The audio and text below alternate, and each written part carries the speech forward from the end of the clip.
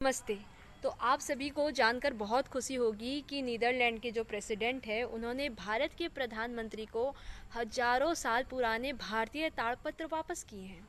और ये ताड़पत्र जो है वो चोल साम्राज्य में राजराजा चोल के द्वारा वर्तमान समय की स्थिति को बताने के लिए लिखा गया था। और इन ताड़पत्रों में 21 पत्र है, जिसमें 16 बड़े पत्र हैं जो तमिल भाषा से, जो कि स्थानीय भाषा है, वहाँ की भाषा से लिखा गया है और चोल साम्राज्य की वर्तमान स्थिति को बताया गया है। और 5 छोटे पत्र हैं जो संस्कृत से लिखा गया है और इसमें विष्णु और सूर्य देव की स्तुतियों को लिखा गया है। और अभी भारत की परिस्थितियाँ कुछ ऐसी है कि उत्तर और दक्षिण को लेके हमेशा वाद विवाद चलते रहते हैं, किंतु तमिल भाषा में लिखे गए, जो स्थानीय भाषा में लिखे गए चोल साम्राज्य के विस्तार या कारोबार विस्तार जो कि इंडोनेशिया तक फैला हुआ था, उसके बारे में बताया गया ताकि स्थानीय लोग उसे आसानी से समझ सकें। किंतु जो स्तुतियाँ लिखी गई संस्कृत में, वो कालांतर उस समय की भारत भर में, ऑल ओवर भारत में कनेक्टिविटी की लैंग्वेज थी।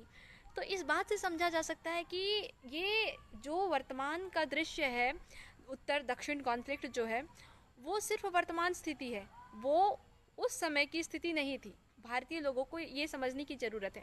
अब प्रश्न उठता है कि ये ताड़पत्र नीदरलैंड गए कैसे। तो हुआ कुछ ऐसा कि 1605 ईस्वी में जब ईस्ट इंडिया कंपनी भारत आया तो उनके साथ एक पादरी भी आए थे जिनकी नज़र इन ताड़पत्रों में थी और उन्होंने इस ताड़पत्र को बटाविया लेकर गया।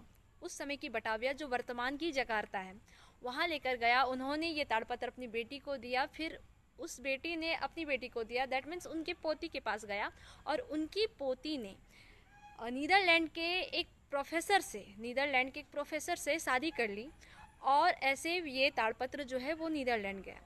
और वही ताड़पत्र अब भारत को रिटर्न मिल रहा है भारत की विरासत के रूप में।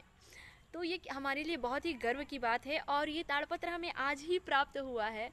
तो भारत के लोगों को समझने की ज़रूरत है कि हमारी संस्कृति, हमारी जो सभ्यता है वो कितनी अच्छी है। तो इसे बेस्ट करना और इसे संरक्षण देना ये हमारा ही कर्तव्य है।